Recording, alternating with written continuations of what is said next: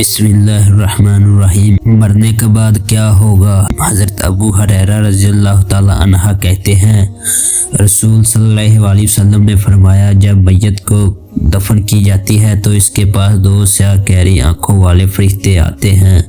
ان میں سے ایک کا نام منکر اور دوسرے کا نام نکیر ہے۔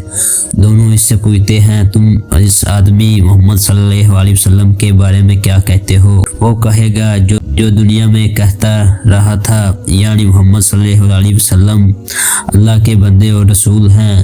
میں گواہی دیتا ہوں کہ اللہ کے سوا کوئی اللہ نہیں اور محمد صلی اللہ علیہ وسلم اس کے بندے اور رسول ہیں۔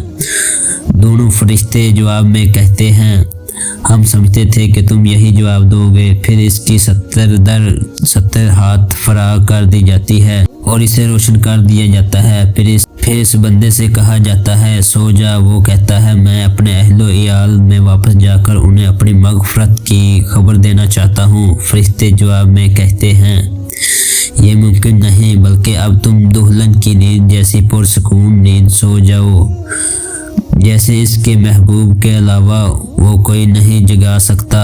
چنانچہ وہ سو جاتا ہے یہاں تک کہ اللہ ہی اسے قبر سے اٹھائے گا۔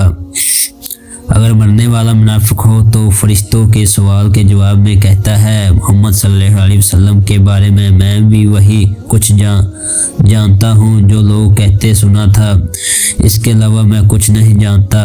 دونوں فرشتے کہتے ہیں، ہمیں معلوم تھا تم یہی جواب دو گے۔ پھر اس زمین کو حکم دیا جاتا ہے کہ تنگ ہو جا، چنانچہ وہ تنگ ہو جاتی ہے اور اس کی پسلیاں ایک دوسرے میں گھس جاتی ہے۔ منافقت اپنی قبر میں ہی قیامت تک اسی عذاب میں مبتلا رہتا ہے۔ سبحان اللہ۔